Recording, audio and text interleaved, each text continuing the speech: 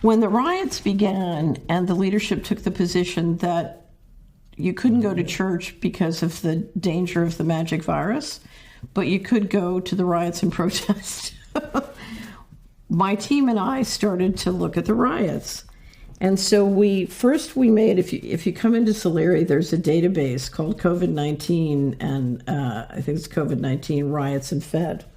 So the first thing we did is we looked at the state, and we looked at the cities and whether the governor was Democrat or Republican, and then what the COVID cases and deaths were. And then we said, okay, we're going to check a box called riots, where riots have been. So we started to look at the patterns of the riots vis-a-vis the political machine control and sort of the COVID magic virus op. And there was something wrong when I was looking at the data, and I could feel, I'm a very intuitive person. I was saying, there's something here. So I said to the wonderful teammate who was building this, I said, do me a favor. I want you to put a box called the Federal Reserve. And I want you to check the box. There are 12 banks, one headquarters, and then the branches for a total of 37 locations. I want you to check the box wherever, in any city where we have a branch or a bank or the headquarters, I want a check. And what we discovered is 34 of the 37 bank locations had riots. And I said, well, wait a minute, that's a pattern. There's something here. Let's drill down. So we started with Minneapolis, and we said, let's take the data of all the buildings that were harmed or burnt or businesses, and we'll map it. We'll do a GIS software, and we'll map where these businesses were and how close they were to the Federal Reserve Bank. And so the first one we did, there's a street going across Minneapolis called Lake. And we mapped them. And one of the things we did when we mapped them was we drew pictures of where the opportunity zones were. Do you know what an opportunity zone is? An opportunity zone is a tax shelter mechanism created in 2018 to help the tech billionaires, as they sold their stock, avoid capital gains. So you can, if you're Jeff Bezos, who sold $10 billion of stock this year, if you were to roll over your proceeds into opportunity zone investments and handle it in a certain way, you could avoid all capital gains tax. So this is fantastically profitable. Now, if you look at the riots, when I first saw how all the buildings and businesses destroyed along Lake Street were right at the bottom of the opportunity, I started to laugh, and I said, I was Assistant Secretary of Housing. That's not a riot pattern. That's a real estate acquisition plan. So what are you saying? It's to cheapen the prices in the city? So I have a thriving series of small businesses, a lot owned by African American and Hispanics along a particular boulevard in the Opportunity Zone. If first I declare the businesses non-essential and shut them down, right?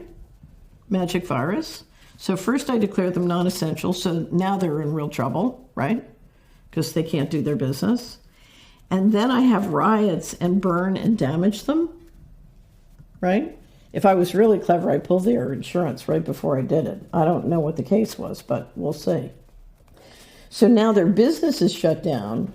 They're now hung on their debt, right? Whether their mortgage or their credit card. But even worse, now their building has been damaged. And of course, insurance doesn't cover all the repairs and fixing, right?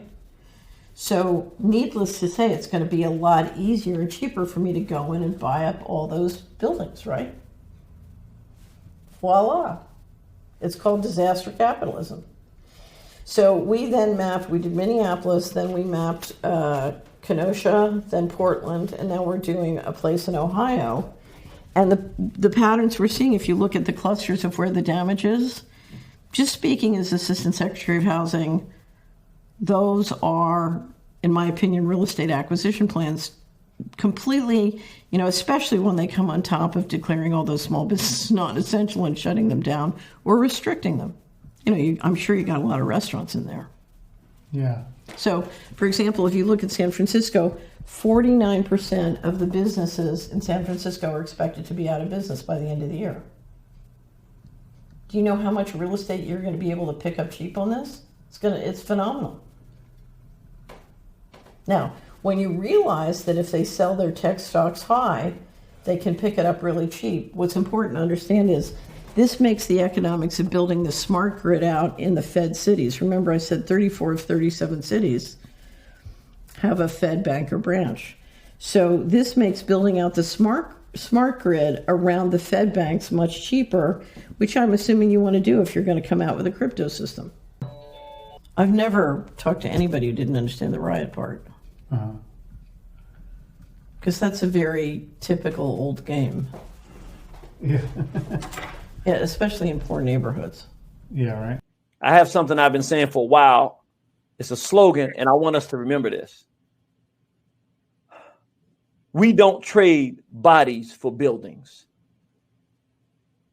I'm going to say that again. We don't trade bodies for buildings.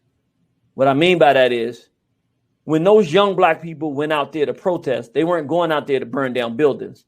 They went toe to toe. Brother Darren Seals has an interview. If you put in Darren Seals talks on Black Lives Matter on YouTube, there's a whole interview that we had done with him before he was murdered.